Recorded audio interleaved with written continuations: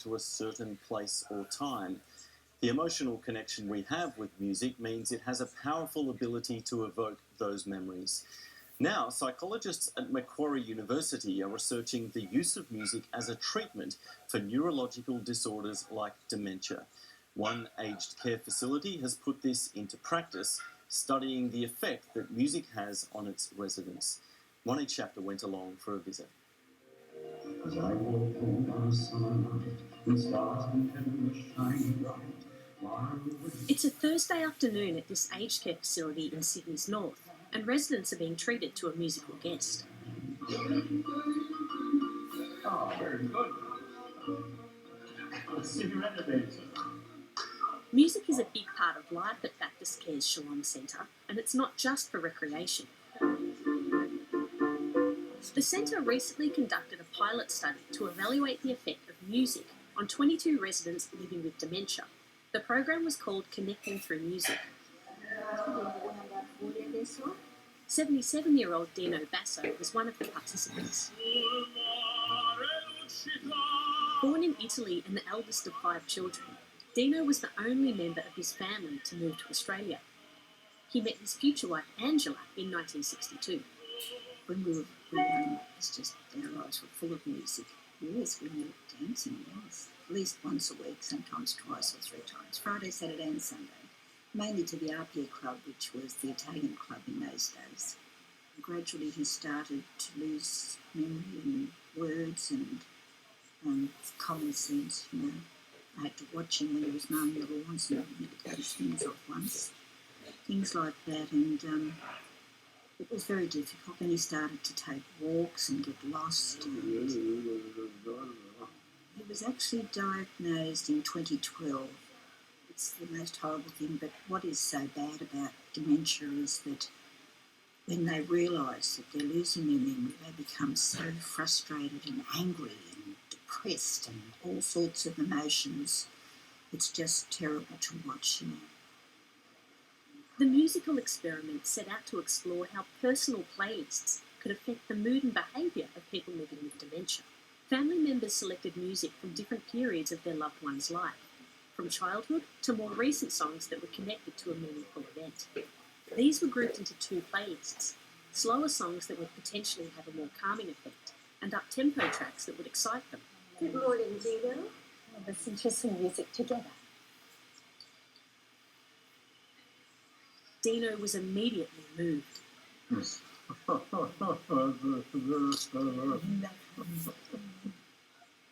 What songs did Dino listen to today?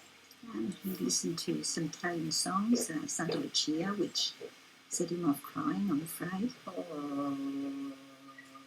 Oh, makes me feel a bit sad. I know he's thinking of, because they do remember the past more than they remember the present. And I think, oh gee, you know, he's probably back in Italy with his family and mum and dad and brothers and sisters, and they were the songs that they heard too.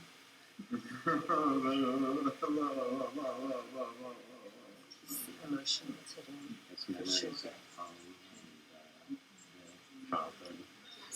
Yes. Music has a really important role in our development, particularly in adolescence and early adulthood, and we listen to it an awful lot, and it holds special significance for our sense of self.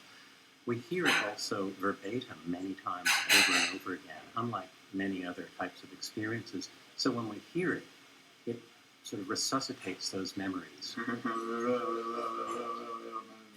All of that repetition of the music becomes tattooed into our brain, and all of the associations that we have with that music go along with that memory. How has music therapy helped Dino? Oh, look, it's just been magical. When he came in here to Shalom, he became very violent, not the man I knew.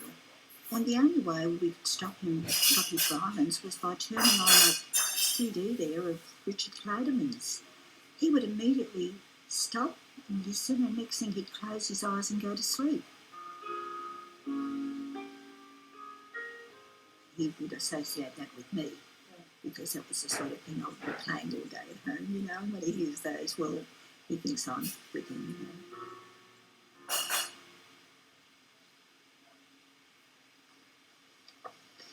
Good morning, Jessica. Good morning. ¿Cómo estás? Nice. Nice, yeah. 84-year-old Justo Benora has both Parkinson's disease and secondary dementia, and as a result has lost most of his ability to speak.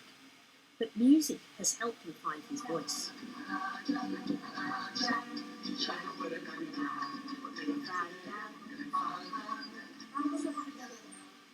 He doesn't talk anymore. When he hears the lyrics of those songs, he actually can remember the words, and I think that is great for him. He seemed to be liking La Cucaracha Yeah. earlier. Yes, that's right. See, he knows what you said.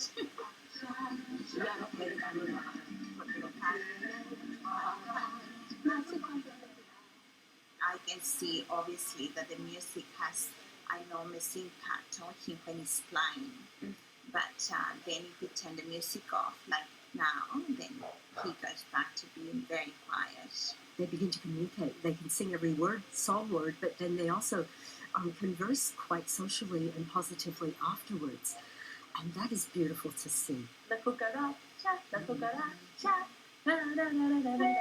See how your participation so bravo.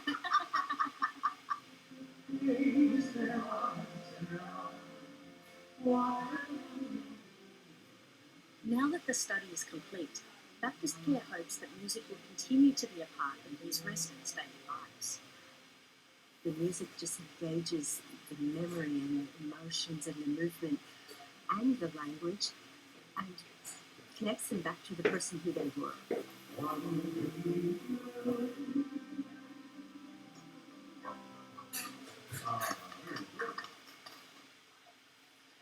It's a beautiful initiative. Thanks to Monique Schafter for that report and to everyone who took part. And thank you for joining me tonight. Lee Sales is back in the chair on Monday.